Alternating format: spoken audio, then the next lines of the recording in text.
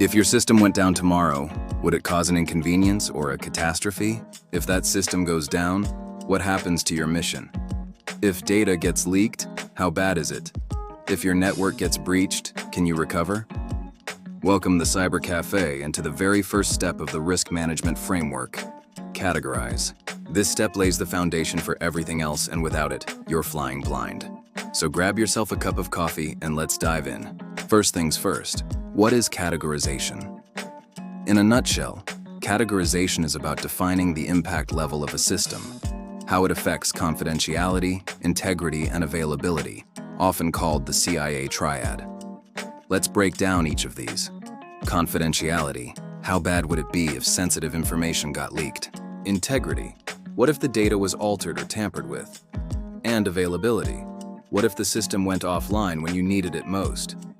Each of these factors gets an impact level: low, moderate, or high. Let's make this real with some examples.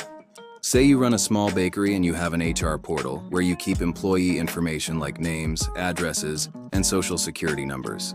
On the other hand, imagine you work for an airline and you're responsible for the air traffic control system. That's a pretty big difference, right? Now let's categorize each of these systems. For the bakery's HR portal, if someone leaked the employee data, it would be bad but probably not catastrophic. Maybe some employees would leave. Maybe some customers would think it's weird that their personal details were shared, but the business could probably keep going as usual. We'll categorize the impact level as moderate. As for the air traffic control system, things get a lot more serious. If there was a problem with this system, lives could be at risk. The impact level here is high. This is because of the direct impact on safety, which is hard to quantify. But in this case, it's clearly mission critical. Now, even within confidentiality, there are different levels of impact. For example, if we were talking about a public-facing website outage, the impact might be low. It's inconvenient, sure, but the website can be fixed, and the organization can continue operating. But if that same outage took down the company's mainframe and locked up all sales data, the impact could be pushed to moderate or even high. That's because it would be hard to restore the lost data, and operations would grind to a halt until it was recovered. So why does this matter? Well, the impact level of a system is what drives the security controls that you need. The higher the impact level, the higher the security controls you'll need to put in place. For example, a moderate system might require strong passwords and regular backups, whereas a high-impact system might need encryption, multi-factor authentication, and continuous monitoring. Let's look at a couple of examples. First, an HR portal like we talked about earlier.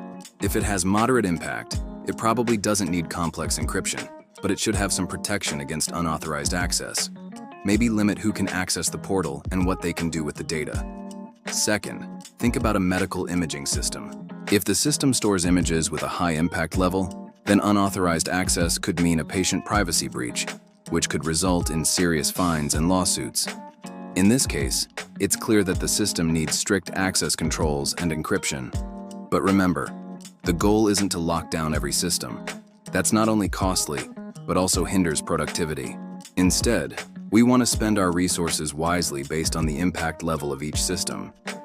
By correctly categorizing systems, you'll spend less time on low-impact systems and focus more on the ones that really matter. Plus, if you ever need to make changes, you'll know exactly where to start. In a nutshell, categorization is about understanding the mission impact of your system and applying the right level of protection. When done right, it ensures resources are spent wisely and risks are managed effectively. And that wraps up the categorization step in the risk management framework.